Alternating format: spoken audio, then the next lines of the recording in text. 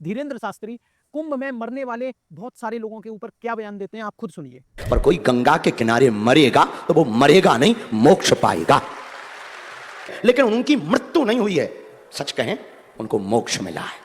देखा कितने प्यार से बोला कि वहां मरने वाले जो लोग हैं उन्हें मोक्ष की प्राप्ति हुई है। ये सब वहां मौजूद थे, इनकी शक्तियां भी मौजूद थी, फिर भी वो लोग अपने अंतिम संस्कार भी नहीं करवा पाए। वहीं जेसीबी से गड्ढा खोदकर उन्हें दफन कर दिया गया। सोशल मीडिया ने और प्रिंट मीडिया ने ये तक नहीं बताया कि असलियत में कुंभ के मेले में कितने लोगों की मौत हुई है। अगर वाकई में वहां मरने वाले लोगों को मोक्ष की प्राप्ति होती तो ये साधु संत जो इतनी सारी शास्त्र गाथाएं करते हैं, व्यासपीठ पे बैठ के, मंच पे बैठ के कथाएं करते हैं, भगवान का जप करते हैं, ये भी तो मोक्ष की प्राप्ति करने के लिए करते हैं। मोक्ष का मतलब क्या है?